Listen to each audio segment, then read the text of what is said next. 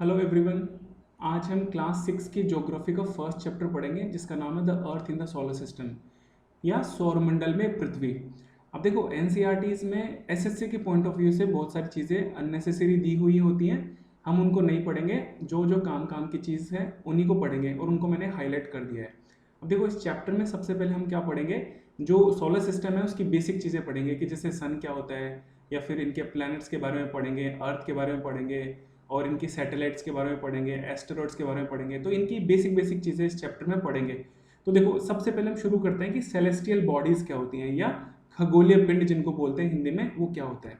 देखो जब हम रात में एक साफ आसमान में ऊपर की ओर देखते हैं आकाश में, तो हमें जो जो शाइनी ऑब्जेक्ट्स दिखाई देते हैं, जो जो चमकीली चीज़ें हमें दिखाई देती हैं, वो सारी चमकीली चीज़ों को क्या बोलते हैं, सेलेस्टियल बॉडीज़ बोलते हैं या खगोलीय पिंड बोलते हैं।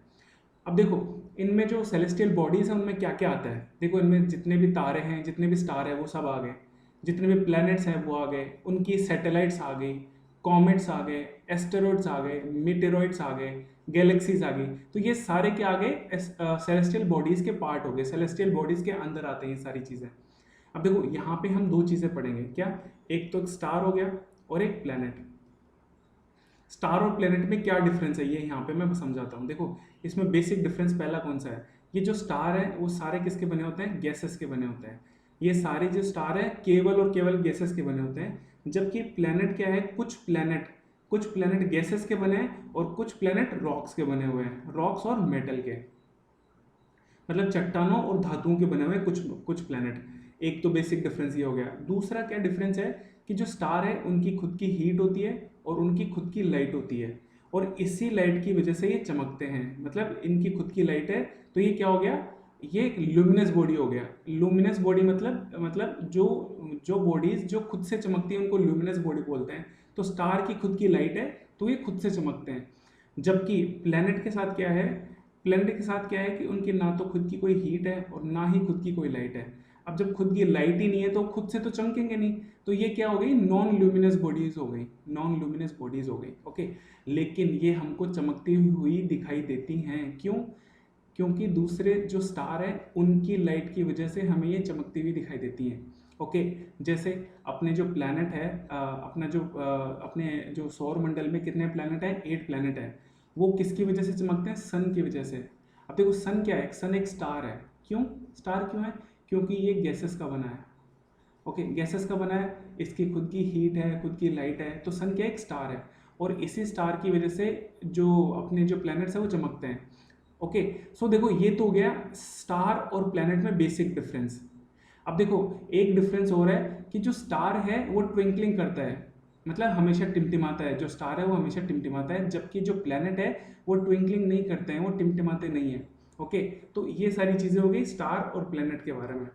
अब देखते हैं फुल मून और न्यू मून के बारे में, कि फुल मून क्या होता है और न्यू मून क्या होता है। देखो इससे इस स्लाइड से समझते हैं। देखो जैसे मैंने ऑलरेडी बताया कि अर्थ क्या है, एक नॉन ल्यूमिनस बॉडी है, मतलब ये सन की जो लाइट है उससे चमकती है। सिमिलरली जो मून है वो भी क्या है, एक नॉन ल्यूमिनस बॉडी है, खुद की कोई लाइट नहीं है इसकी, ये सन की वजह से चमकता है। ओके, तो देखो जब सन की रेज, देखो ये सिचुएशन है न्यू मून अमावस्या की, तो ये कब आती है, जब सन और अर्थ के बीच में क्या आ जाता है, मून आ जाता है। इन दोनों के बीच में क्या आ जाता है, मून आ जाता है। तो जब सन की लाइट क्या पड़ती है, मून पे पड़ती है, तो ये जो सन का जो सन फेसिंग जो हिस्सा है, जो सन की तरफ जो हिस्सा है वो क्या करने लगता है, चमकने लगता है लाइट की, इस सन की लाइट की वजह से। और जो सन को फेस नहीं कर रहा वो क्या हिस्सा क्या रहता है, वो अंधेरे में रहता है। तो जब हम अर्थ से जब मून को देखते हैं तो हमें मून दिखाई नहीं देता है, क्यों, क्योंकि बिल्कुल अंधेरे में रहता है। और इस फेस को क्या बोलते हैं, इस अवस्था को क्या बोलते हैं, न्यू मून बोलते हैं, अमावस्या बोलते हैं। ओके, सिमिलरली फुल मून कब होता है, देखो फुल मून कब होता है, जब सन और अर्थ है वो मून के एक तरफ हो, मून के इस तरफ हो। तब क्या होता है, जो सन की जो लाइट है, देखो यहाँ पे सन की लाइट तो ऑब्वियसली पड़ेगी क्योंकि सन बहुत बड़ा है। ओके, ऐसा नहीं है कि ये इसके पीछे ढक जाता है, लेकिन सन की लाइट यहाँ पर पड़ेगी इस मून के ऊपर। तो जो सन फेसिंग हिस्सा है वो तो चमकेगा, और जो सन को फेस नहीं कर रहा है वो अंधेरे में रहेगा। तो जब हम यहाँ से अर्थ से मून को देखेंगे तो मून हमेशा कैसे, मून हमें हमें चमकता हुआ दिखाई देता है। ओके, तो ये पोजीशन क्या होगी, पूर्णिमा, हमें फुल मून दिखाई देता है। देखो कैसे दिखाई देता है, इस वीडियो में मैं बताता हूँ। देखो यहाँ पे सन है, ओके, यहाँ पे सन है, और इस सन की वजह से देखो यहाँ पे लाइट पड़ रही है। तो देखना यहाँ पे हमको, अगर अपन यहाँ से देख रहे हैं, इस अर्थ के इस हिस्से से देख रहे हैं, तो हमें मून कैसे दिखाई देगा, इस तरह से दिखाई देगा। अब देखना है कि कैसे अपनी पोजीशन चेंज करता है। देखो जब मून मून अपने घूम रहा है इधर से, अर्थ के चारों चक्कर लगा रहा है, तो देखो यहाँ पे है ना, धीरे धीरे धीरे मून क्या, इतना हिस्सा ढक जाएगा और इतना हिस्सा दिखाई देगा, और एक पोजीशन आएगी तभी हमें आधा मून दिखाई देगा और आधा नहीं दिखाई देगा। अब देखो यहाँ पे देखो, जो मैंने बताया था, इस जगह मैं बताता हूँ। देखो ये पोजीशन देखो, ये पोजीशन मैंने ऑलरेडी बता दी, ये वाली, कि जब मून कब होता है, सन और अर्थ के बीच में होता है यहाँ पे। तो देखो यहाँ पे जब होता है, तो देखो हमें अर्थ से क्या दिखाई देता है, अर्थ से कुछ भी नहीं दिखाई देता इस पोजीशन पे। देखो यहाँ से हमें, देखो मून जो अर्थ है वो बिल्कुल कुछ भी नहीं दिखाई देता है। ओके, सिमिलरली ऐसे घूमते हुए जाता है, और अब देखो हमको फिर से चांद दिखाई देने लगता है, थोड़ा थोड़ा थोड़ा थोड़ा, और यहाँ पे आने के बाद हमें चांद पूरा दिखाई देने लगता है, इस जगह आते हुए, इस जगह पे आके। ओके, तो ये हो गया न्यू मून और फुल मून के बारे में। ओके, अब हम पढ़ेंगे कॉन्स्टलेशन के बारे में, मतलब नक्षत्र मंडल क्या होता है उसके बारे में हम पढ़ेंगे। देखो नक्षत्र मंडल की डेफिनेशन यहाँ पे क्या दे रखी है, कि जो पैटर्न बनते हैं, बहुत सारे पैटर्न बनते हैं, किसके द्वारा, डिफरेंट ग्रुप ऑफ स्टार्स के द्वारा। कैसे, देखो मैं यहाँ पे एक एग्जांपल से समझाता हूँ, कि जैसे ये एक 5 स्टार का एक ग्रुप है, स्टार का, ये 3 स्टार का एक ग्रुप है, और यहाँ पे एक 6 स्टार का एक ग्रुप है। ओके, तो देखो ये एक पैटर्न बना रहा है, जैसे एक ट्रायंगल का पैटर्न बना दिया इन लोगों ने। ओके, तो ये जो पैटर्न बना, इस पैटर्न को क्या नाम दिया गया, इसको नाम दिया गया कॉन्स्टलेशन। ओके, मतलब नक्षत्र मंडल उसको बोला गया। ओके, तो कॉन्स्टलेशन की डेफिनेशन क्या है, कि जो पैटर्न बनते हैं various different group of stars के द्वारा, उनको कॉन्स्टलेशन बोलते हैं, नक्षत्र मंडल बोलते हैं। अब देखो अपने जो सोलर सिस्टम है उसमें बहुत सारे क्या है, कॉन्स्टलेशन है, नक्षत्र मंडल है। उनमें सबसे इंपॉर्टेंट कौन सा है, उर्सा मेजर। देखो उर्सा मेजर एक ग्रीक वर्ड है उर्सा, उसका क्या मतलब होता है, उसका मतलब होता है बेयर, मतलब भालू। देखो इस और उर्सा मेजर को किस नाम से जाना जाता है, ग्रेट बेयर और बिग बेयर के नाम से भी जाना जाता है। ये एग्जाम में क्वेश्चन आ चुका है कि ग्रेट बेयर को किस और नाम से जाना जाता है, उसका नाम है उर्सा मेजर। ओके, और अब देखो अगर हम नॉर्दर्न हेमिस्फेयर से देखें ना, देखो अपने अर्थ, ये अर्थ है, इसके दो हिस्से हैं, ये तो है नॉर्दर्न हेमिस्फेयर उत्तरी गोलार्ध, और ये नीचे वाला सदर्न हेमिस्फेयर मतलब दक्षिणी गोलार्ध। जब हम नॉर्दर्न हेमिस्फेयर में खड़े होकर अगर हम नक्षत्र मंडल को देखें, तो सबसे बड़ा नक्षत्र मंडल कौन सा है, उर्सा मेजर। लेकिन अगर हम ओवरऑल बात करें, पूरे सोलर सिस्टम में बात करें, तो सबसे बड़ा नक्षत्र मंडल कौन सा है, हाइड्रा। इंपॉर्टेंट है, ये सारी चीज़ एग्जाम में आ चुकी है, इसीलिए मैंने यहाँ पे लिखाई है। देखो एग्जाम में एक कॉन्स्टलेशन का नाम और था, किसका, ओरियन का। तो क्वेश्चन क्या आया था कि ओरियन को किस और नाम से जाना जाता है, तो ओरियन को नाम जाता है ओरियन को किस और नाम से माना जाता है, तो इसका नाम है हंटर। हंटर कॉन्स्टलेशन इसका दूसरा नाम है। ओके, तो ये सारी चीज़ें आ गई कॉन्स्टलेशन में। अब देखो एक चीज़ और रह गई, देखो उर्सा मेजर। उर्सा मेजर की फोटो मैंने यहाँ पे दिखा रखी है। ओके, अब देखो ये कॉन्स्टलेशन है। अब कॉन्स्टलेशन होगा तो देखो ये डिफरेंट ग्रुप ऑफ स्टार से बना होगा, क्योंकि जैसे मैंने यहाँ पे समझाया, तो इसमें एक 7 स्टार का एक ग्रुप है, 7 स्टार का ग्रुप है जिसका नाम है सप्तऋषि। ठीक है, सप्तऋषि क्या है, सप्तऋषि एक 7 स्टार का एक ग्रुप है। अब देखो इसमें इस फोटो में दिखाता हूँ कहाँ पर है, 1 2 3 4 5 6 और 7, ये जो ग्रुप है इसको सप्तऋषि बोलते हैं। और ये किसका पार्ट है, ये उर्सा मेजर का पार्ट है, ये बहुत इंपॉर्टेंट है। ओके, चलते हैं आगे। अब जैसे मैंने अब यहाँ पे देखो क्या दिख रहा है, पोल स्टार। पोल स्टार का हिंदी में क्या बोलते हैं, ध्रुव तारा। ध्रुव तारा इसको बोलते हैं, और इसको नॉर्थ स्टार भी बोलते हैं। क्यों नॉर्थ स्टार क्यों बोलते हैं, जो पोल स्टार की पोजीशन है वो हमेशा नॉर्थ डायरेक्शन में रहती है। तो एंशियंट टाइम में लोग क्या करते थे, रात में जब ट्रेवल करते थे, तो नॉर्थ स्टार की वजह, ध्रुव तारे की वजह से वो डायरेक्शन का पता लगाते थे किस तरफ नॉर्थ है। अगर नॉर्थ का पता लग गया तो बाकी साउथ ईस्ट वेस्ट का भी पता चल जाएगा ऑटोमेटिकली। ओके, तो इसकी सिग्निफिकेंस एंशियंट टाइम में बहुत ज़्यादा थी इस पोल स्टार की। फिर पढ़ते हैं प्लैनेट के बारे में। देखो प्लैनेट, मैंने इसकी बेसिक डेफिनेशन ऑलरेडी बता दी क्या होता है प्लैनेट। अब इसमें और क्या लिख रखा है कि जो प्लैनेट वर्ड है वो कहाँ से आया, वो आया ग्रीक, एक ग्रीक वर्ड है प्लैनेटाई। प्लैनेटाई ग्रीक वर्ड है, वहाँ से आया, जिसका मतलब है वॉन्डरस, मतलब चारों ओर घूमने वाला।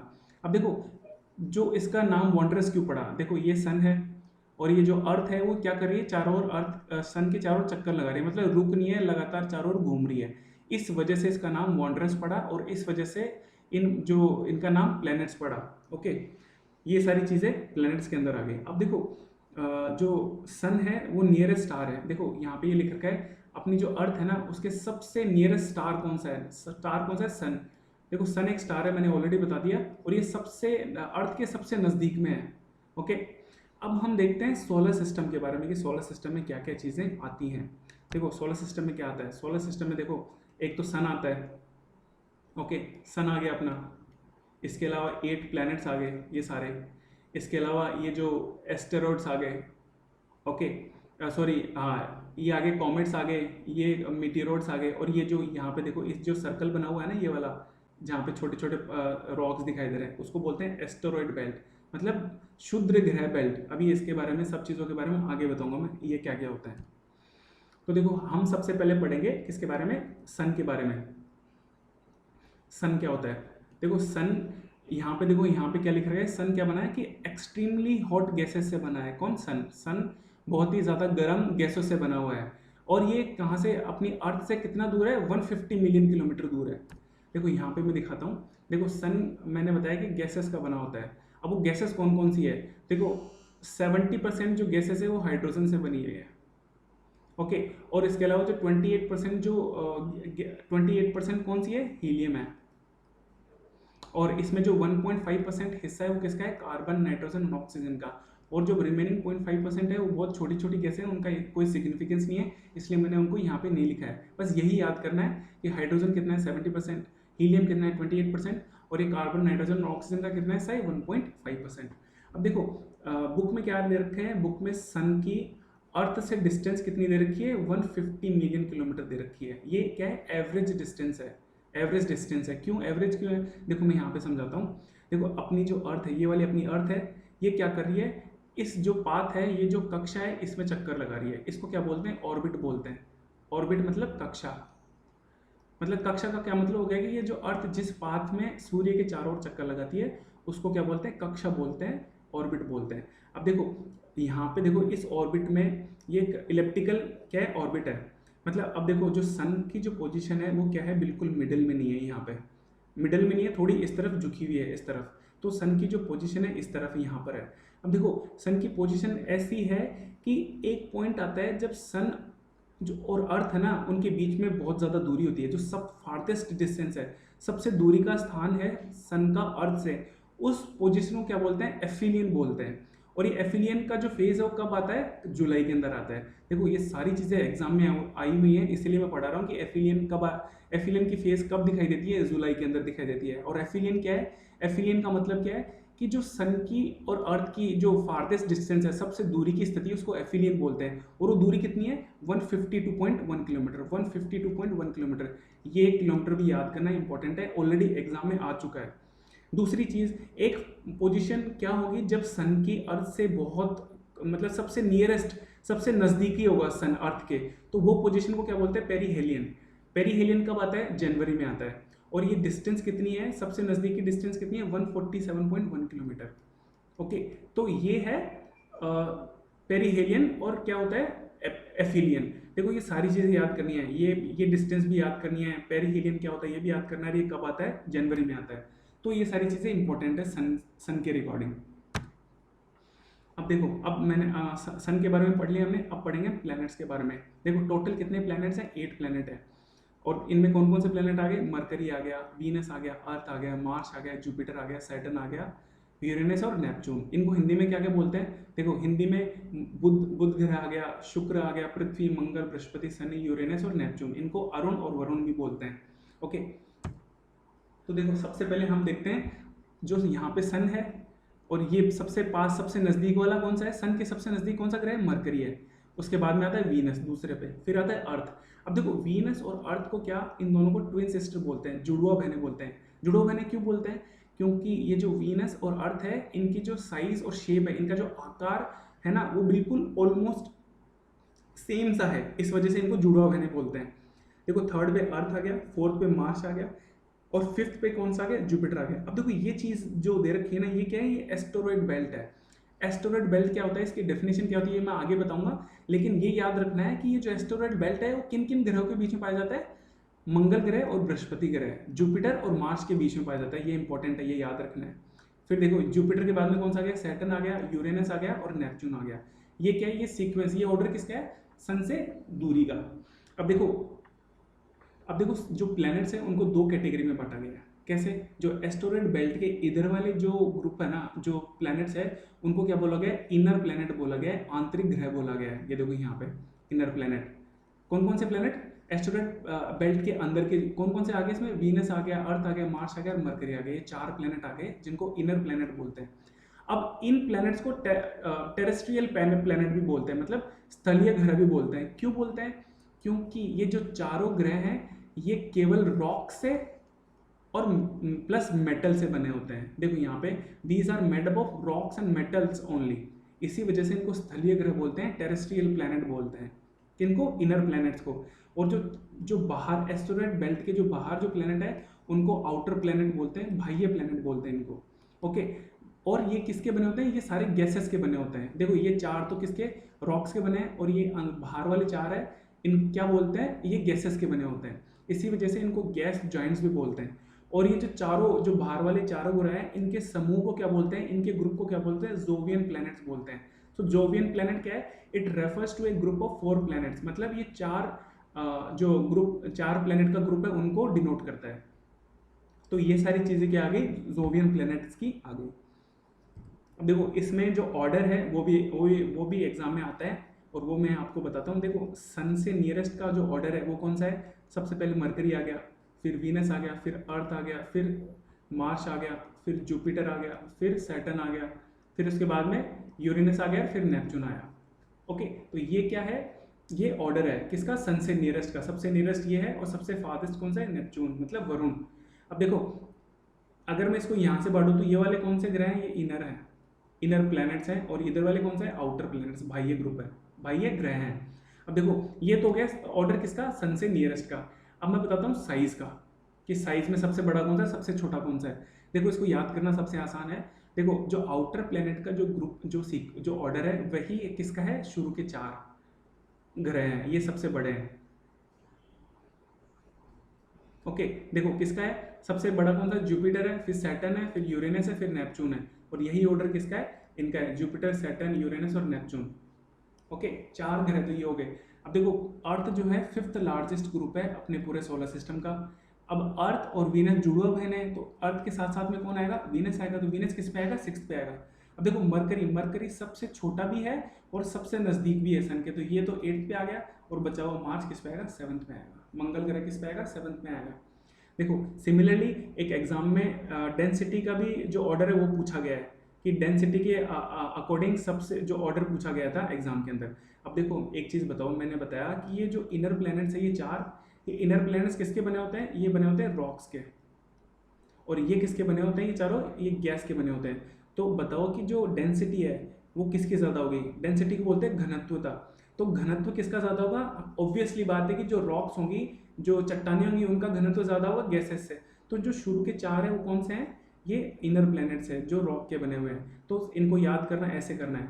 और जो लास्ट वाले 4 हैं वो कौन से हैं, वो गैसेस से बने हुए प्लैनेट हैं। तो सबसे ज़्यादा घनत्व किसका, अर्थ का है, और सबसे कम किसका है, शनि का है। ओके, इस तरह से याद करना है। अब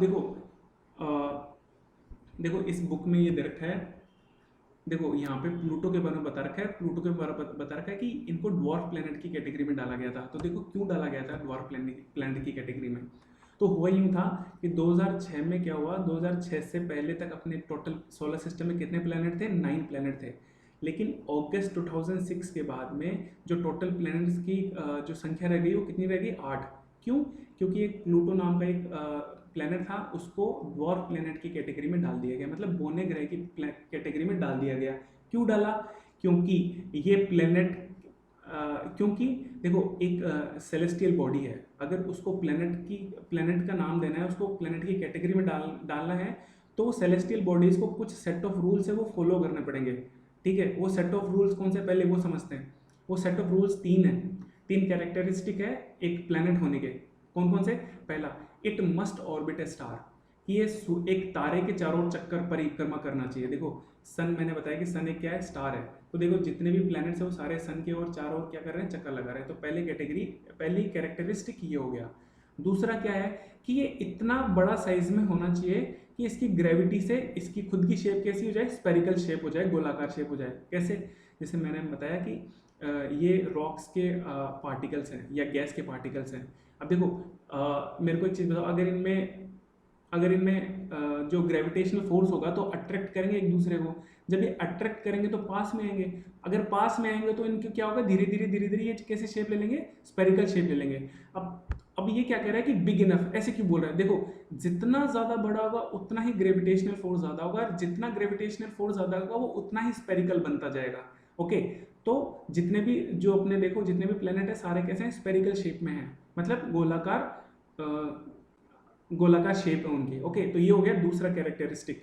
थर्ड कैरेक्टरिस्टिक क्या है कि इनका जो रास्ता है ना वो बिल्कुल क्लीन होना चाहिए। बिल्कुल क्लीन मतलब इनके रास्ते में कोई भी नहीं आना चाहिए। इतना इसकी ग्रेविटेशनल पावर इतना होना चाहिए कि इनके रास्ते में कोई ना आए, और इनका जो रास्ता है वो बिल्कुल क्लीन हो।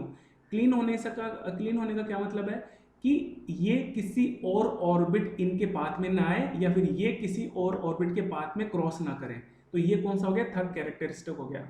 तो ये जो प्लूटो भाई साहब थे, ये क्या कर रहे थे, ये दूसरे प्लेनेट के जो पाथ है उसको क्रॉस कर रहे थे। तो इसी वजह से इसको प्लेनेट की कैटेगरी से हटा दिया गया और बौने ग्रह की कैटेगरी में डाल दिया गया। ठीक है, अब देखो प्लूटो के साथ साथ और कौन कौन से डॉर्फ प्लैनेट्स हैं, कौन कौन से हैं? एक तो देखो सीरस है, एक आ गया प्लूटो खुद है ही, एक है एरिस, एक है मेकमेक, और एक है होमिया। देखो इसमें इन सारे पांचों में से एग्जाम में केवल यही नहीं पूछा गया, बाकी चारों के नाम एग्जाम में पूछ लिए गए हैं एसएससी के एग्जाम में। इसलिए सारे नाम याद रखने हैं, और ये इंपॉर्टेंट है। क्यों? क्योंकि इसको अभी तक एग्जाम में पूछा नहीं गया। अब देखो सीरस के बारे में कुछ इंपॉर्टेंट चीज़ है। देखो सीरस क्या है, सीरस एक एस्टेरॉयड भी है। सीरस क्या है, एक एस्टेरॉयड भी है, और एस्टेरॉयड में सबसे बड़ा एस्टेरॉयड है, बिगेस्ट एस्टेरॉयड है। ये आगे बताऊंगा, थोड़ा और बताऊंगा डिटेल में कैसे बिगेस्ट है, क्या है क्या नहीं है। लेकिन अभी के लिए ध्यान रखो कि एक जो सीरस है वो एस्टेरॉयड भी है और वो बिगेस्ट सबसे बड़ा एस्टेरॉयड है। दूसरी चीज, ये जो सीरस है ये क्या है, ड्वार्फ प्लेनेट भी है। ड्वार्फ प्लेनेट के साथ साथ में ये सबसे छोटा, इन पांचों में सबसे छोटा ड्वार्फ प्लेनेट है। तो ये तो हो गई सीरस के बारे में। इसके अलावा एक चीज और याद रखनी है जो एग्जाम में आई है, कि जो कैरॉन है, कैरॉन क्या है, प्लूटो की नेचुरल सैटेलाइट है। तो एग्जाम में पूछा गया था कि प्लूटो की नेचुरल सैटेलाइट का नाम क्या है, उसका नाम क्या है, कैरॉन। ये इंपॉर्टेंट है, ये भी याद रखना है। अब देखो ये सारी चीज़ें मैंने बता दी, ऑर्बिट क्या होता है ये सारी चीज़ें मैंने ऑलरेडी बता दी। अब हम पढ़ते हैं अर्थ के बारे में। देखो अर्थ के बारे में क्या है, देखो अर्थ का मैंने बताया कि ये थर्ड नियरेस्ट प्लैनेट है सन से, और फिफ्थ लार्जेस्ट प्लैनेट है, ओके, साइज में। अब देखो इसकी शेप कैसी है, इसकी शेप है जियोइड। देखो जियोइड कौन सी शेप होती है, देखो अगर एक ये होता है, ये तो हो गया स्पेरिकल शेप, बिल्कुल गोलाकार आकृति हो गई। लेकिन अर्थ की शेप गोलाकार नहीं है। अर्थ क्या है, बिल्कुल यहाँ पे जो अपने जो पोल्स है वहाँ पे थोड़ी सी फ्लैट है और फिर ऐसे गोलाकार है। तो इस शेप का कोई नाम तो था नहीं, तो इन्होंने क्या कर दिया, साइंटिस्ट ने इसको नाम दे दिया गया, जियोइड नाम दे दिया गया। तो जियोइड का मतलब क्या होता है, जियोइड का मतलब होता है अर्थ लाइक शेप, मतलब अर्थ जैसी संरचना को क्या बोलते हैं, जियोइड बोलते हैं। ओके, तो ये चीज़ हो गई इसके बारे में। अब क्या, अब देखो, अब अर्थ को और क्या बोलते हैं, अर्थ को ब्लू प्लैनेट भी बोलते हैं। क्यों बोलते हैं ब्लू प्लैनेट, क्योंकि इसके 2/3 हिस्से में क्या है, वाटर भरा हुआ है, पानी भरा हुआ है, इसलिए इसको ब्लू प्लैनेट भी बोलते हैं। दूसरी चीज़, अब देखो मून के बारे में हमको जानना है। देखो मून के बारे में एक चीज़ तो ये जाननी है कि देखो मून अर्थ से कितना दूरी पर है, 3,84,400 किलोमीटर। ये इंपॉर्टेंट है, ये ऐसे कैसे याद करना है। अभी तक एग्जाम में आए नहीं है, लेकिन एग्जाम में आ सकता है, जैसे सन की डिस्टेंस आई है वैसे। दूसरी चीज़, अब मून के बारे में हमें दो चीज़ें और पढ़नी है। क्या क्या, कि हमें मून का सिर्फ एक ही हिस्सा क्यों दिखाई देता है, ये वाला हिस्सा क्यों दिखाई देता है, इसके पीछे वाला हिस्सा क्यों नहीं दिखाई देता है। देखो इसके लिए, इसको समझने से पहले, समझने के लिए हमें दो चीज़ें समझनी है। देखो एक तो रोटेशन और एक रेवोल्यूशन। रोटेशन को क्या बोलते हैं, घूर्णन बोलते हैं हिंदी में। देखो रोटेशन क्या होता है, देखो ये जो अपनी अर्थ है, ये अर्थ की जो ये वाली कौन सी है, ये एक्सिस है अर्थ की अपनी, ठीक है। इस एक्सिस के अलोंग क्या हो रहा है, अपनी अर्थ घूम रही है, तो इसको क्या बोलते हैं, रोटेशन। तो रोटेशन का डेफिनेशन क्या हुई कि अपनी एक्सिस के अलोंग घूमना क्या होता है, रोटेशन होता है। दूसरी चीज रेवोल्यूशन क्या हुई, देखो यहाँ पे देखो जो अर्थ है सन के चारों ओर चक्कर लगा रही है, तो ये क्या हो गया, रेवोल्यूशन हो गया। तो दो चीजें हो गई, एक तो रोटेशन और एक रेवोल्यूशन। अब देखो अर्थ का रोटेशन टाइम कितना है 24 आवर है, और रेवोल्यूशन टाइम कितना है एग्जैक्ट देखूँ तो 365 डेज 5 आवर 56 मिनट्स। ये क्या हो गया रेवोल्यूशन टाइम हो गया, 1 साल का टाइम हो गया। अब देखो मून का बात करें, मून का जो रोटेशन टाइम है वो कितना है 27 डेज 27 दिन है, और रेवोल्यूशन टाइम कितना है जो अर्थ के, देखो यहाँ पे अर्थ के चारों चक्कर लगा रहा है, तो ये रेवोल्यूशन टाइम कितना है, ये भी कितना है 27 डेज। अब देखो जो मून का जो रोटेशन और रेवोल्यूशन टाइम है वो बिल्कुल सेम है, बिल्कुल सेम है ये। तो इसी वजह से हमको मून का एक हिस्सा कभी दिखाई देता ही नहीं है। देखो यहाँ पे देखो मून का हमेशा देखो यही हिस्सा हमको दिखाई दे रहा है, कभी दूसरा हिस्सा हमको दिखाई देता ही नहीं है। ओके, तो ये सारी चीज़ें हो गई। एक तो मून के बारे में ये हो गया कि मून का हमें दूसरा हिस्सा दिखाई नहीं देता है, पीछे वाला। दूसरी चीज़ क्या है कि ये जो मून पे जो स्पोर्ट्स है ये क्या है, ये जो स्पोर्ट्स है ना छोटे छोटे, ये क्या है, देखो ये किस वजह से है। देखो मून पे क्या है, पहाड़ भी है, मून पे खाइयाँ भी हैं, मतलब डिप्रेशंस भी हैं और माउंटेन्स भी हैं। तो इन माउंटेन्स की जो परछाई पड़ती है सन की वजह से, जो शेडो पड़ती है किस पे, मून के ऊपर, इस वजह से इनमें क्या दिखते हैं, स्पोर्ट्स दिखाई देते हैं थोड़े काले काले। ओके, बस यही चीज़ें देखनी थी मून के अंदर। अब हमें देखना है क्या कि एस्टेरॉयड क्या होता है, फिर मीटेरॉयड देखेंगे, और फिर गैलेक्सी और यूनिवर्स के बारे में पढ़ेंगे। देखो एस्टेरॉयड्स क्या होते हैं, देखो सबसे पहले एस्टेरॉयड को देखो। देखो अपने जो सेलेस्टियल बॉडीज़ होती हैं, सेलेस्टियल बॉडीज़ के बारे में मैंने बताया कि क्या क्या होता है, स्टार होते हैं, और इसके अलावा प्लैनेट्स हो गए, उनकी सैटेलाइट हो गई, और फिर एस्टेरॉयड आ गए, फिर मीटेरॉयड्स आ गए, फिर कॉमेट्स आ गए। अब देखो स्टार, प्लैनेट और सैटेलाइट्स, स्टार, प्लैनेट और सैटेलाइट्स के अलावा जो भी छोटी छोटी बॉडीज़ हैं जो सन के अराउंड चक्कर लगाती हैं, जो जो भी चीज़ें जो सन के अराउंड चक्कर लगा रही हैं, तारे, ग्रह और उनके उपग्रह के अलावा, उन सबको क्या बोलते हैं, एस्टेरॉयड बोलते हैं। उन सबको क्या बोलते हैं, एस्टेरॉयड बोलते हैं। देखो देखो यहाँ पे देखो, देखो ये एस्टेरॉयड बेल्ट हो गया, ये इधर पूरा ये एस्टेरॉयड बेल्ट है। ओके, ये क्या होते हैं, ये प्लेनेट की तरह होते हैं। जो एस्टेरॉयड है वो प्लेनेट ही होते हैं, प्लेनेट की जैसे होते हैं, लेकिन प्लेनेट से छोटी साइज में होते हैं, बहुत छोटी साइज में होते हैं। और देखो टोटल अगर अपने प्लेनेट में 100% क्या है, 100% एस्टेरॉयड है, तो उनमें 99.9% एस्टेरॉयड कहाँ पाए जाते हैं, मार्स और जुपिटर में। ये जो एस्टेरॉयड बेल्ट है यहाँ पे 99.9% एस्टेरॉयड यहीं पाए जाते हैं, इसी इसी इसी इसी इसी जगह पे। तो ये सारी चीज़ें हैं। अब देखो मैंने अभी ऑलरेडी बताया सीरियस के बारे में। सीरियस क्या है, एक डॉर्फ प्लेनेट है, और ये सबसे छोटा डॉर्फ प्लेनेट है। जबकि जो एस्टेरॉयड बेल्ट में जो सबसे बड़ा एस्टेरॉयड कौन सा है, वो है सीरियस। तो ये हमको याद रखना है। देखो अभी हम यहाँ पे देखेंगे मीटेरॉइड्स क्या होता है। देखो जब दो एस्टेरॉयड आपस में टकराते हैं तो वो छोटे छोटे टुकड़ों में बढ़ जाता है, जैसे ये हिस्सा अलग हो गया। अब ये हिस्सा देखो, एस्टेरॉयड तो क्या कर रहे हैं, सन के चारों ओर चक्कर लगा रहे हैं, लेकिन ये जो हिस्सा अलग हो गया, जैसे यहाँ पे देखो ये एस्टेरॉयड से ये जो हिस्सा अलग हो गया, और ये क्या कर रहा है, स्पेस में ऐसे ही फ्लोट कर रहा है, मतलब सन के चारों ओर चक्कर नहीं लगा रहा है। तो उस सेलेस्टियल बॉडी को क्या बोलेंगे, मीटेरॉयड बोलेंगे, मीटेरॉयड। ओके, एक तो चीज़ हो गई मीटियोर के बारे में, डेफिनेशन मैंने समझा दी। अब दूसरी चीज़ क्या, दूसरी चीज़ है कि मीटियोर क्या होता है। देखो ये अपनी अर्थ हो गई, और ये इसका अर्थ का एटमॉस्फेयर हो गया। जब यही मीटियोरॉइड जो स्पेस में फ्लोट कर रहा है, तो ये फ्लोट करते करते कभी कभी अर्थ के एटमॉस्फेयर में एंटर कर जाता है। तो जब ये एटमॉस्फेयर में एंटर करेगा तो उसी मीटियोरॉइड को क्या बोलेंगे, मीटियोर बोलेंगे। उसी मीटियोराइट को क्या बोलेंगे, मीटियोर बोलेंगे।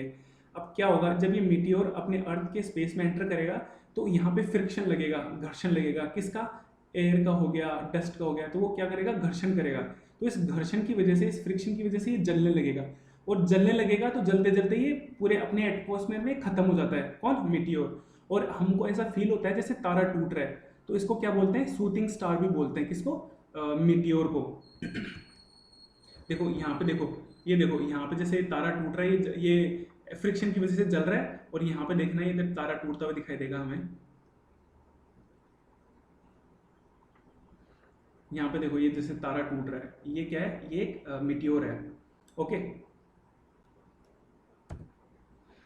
अब आते हैं मीटियोराइट। देखो मीटियोर समझा दिए, मीटियोर क्या होता है कि मीटियोर वो मीटियोराइट्स होते हैं जो अर्थ के एटमॉस्फेयर में एंटर करते हैं और ख़त्म हो जाते हैं एटमॉस्फेयर में। लेकिन कुछ मीटियोर ऐसे भी हैं जो हवा में ख़त्म नहीं होते हैं और अर्थ की सरफेस पे आके टकरा जाते हैं।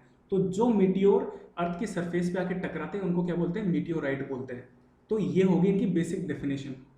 अब पढ़ते हैं हम कॉमेट्स को। कॉमेट्स को हिंदी में क्या बोलते हैं, धूमकेतु।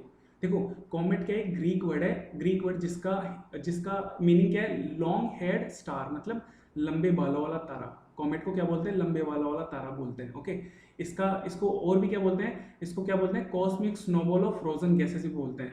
ये जमी हुई गैसों के ब्रह्मांडीय स्नोबॉल्स हैं। देखो ये एग्जाम में ऐसे कैसे आ चुका है, इसलिए मैंने यहाँ पे लिखा है। दूसरी चीज क्या है इसमें कॉमेट्स में, कि जब ये कॉमेट्स सन के पास से गुजरते हैं, जब ये सन के पास से गुजरते हैं तो इनकी जो वाटर और जो गैसेज हैं, इनके जो पानी और जो गैसेज हैं वो क्या करने लगते हैं, हीट होने लगती है, गर्म होने लगती हैं। और गर्म होती हैं तो इस तरह की फॉर्मेशन बनती है, एक टेल टाइप में बनती है। देखो इस पिक्चर में देखो टेल टाइप में बन रही है। और ये जो टेल है उसकी डायरेक्शन किधर होती है, उसकी डायरेक्शन अपोजिट टू सन होती है, मतलब सन के अपोजिट डायरेक्शन में होती है इस टेल की डायरेक्शन। ये भी एग्जाम में आया हुआ है तो इसलिए इंपॉर्टेंट है। अब देखो कॉमेट्स बहुत सारे कॉमेट्स होते हैं, लेकिन उनमें सबसे फेमस कॉमेट कौन सा है, हेलीज कॉमेट। इंपॉर्टेंट है क्यों, क्योंकि ये हमेशा एवरी 75 और 76 ईयर्स में ही दिखाई देता है, उससे पहले दिखाई नहीं देता है। तो इसलिए इंपॉर्टेंट है, ये एग्जाम में आ चुका है एसएससी के एग्जाम में, कि हेली कॉमेट कितने साल में दिखाई देता है। लेकिन ये एग्जाम में नहीं पूछा गया कि लास्ट टाइम कब दिखाई दिया, लास्ट टाइम ये दिखाई दिया 1986 में, और नेक्स्ट टाइम कब दिखाई देगा 2061 में। तो ये इंपॉर्टेंट है, हो सकता है एग्जाम में आ जाए। तो ये हो गए कॉमेट्स के बारे में। अब देखो लास्ट चीज बच रही है गैलेक्सी और यूनिवर्स। देखो गैलेक्सी क्या होता है, ये गैलेक्सी एक सिस्टम है किसका, बिलियंस अरबों जो तारे हैं उनका, और जो गैस के क्लाउड्स हैं, डस्ट के क्लाउड्स हैं, ये सारे मिलकर एक दूसरे से बाइंड है। किससे, ग्रेविटेशनल अट्रैक्शन से, जो गुरुत्वाकर्षण बल है उससे एक दूसरे से क्या है, बंधे हुए हैं। तो इस पूरी चीज को क्या बोलते हैं, गैलेक्सी बोलते हैं। और अपनी जो गैलेक्सी है, जिस गैलेक्सी में अपना सोलर सिस्टम है, उसका नाम क्या है, मिल्की वे। मिल्की वे मतलब दूध गंगा, या फिर इसको आकाश गंगा भी बोलते हैं। अब देखो इसको आकाश गंगा नाम क्यों दिया गया, क्योंकि एंशियंट टाइम में ये माना जाता था कि जो आकाश में जो व्हाइट व्हाइट चीज है, ये एक रिवर है, एक नदी बह रही है जिसका नाम गंगा है, तो उसका नाम दे दिया गया आकाश गंगा। ओके, तो ये होगी गैलेक्सी के बारे में। अब देखो यूनिवर्स क्या है, देखो मिलियंस ऑफ गैलेक्सी मिलकर क्या बनाती है, यूनिवर्स बनाती है। देखो ये सारी जो दिखा रखी है वो सारी क्या है, गैलेक्सीज हैं। तो क्या होती हैं, there are millions of such galaxies that makes the universe. तो यही सारी चीजें इस चैप्टर में बताई गई हैं। Okay, thank you.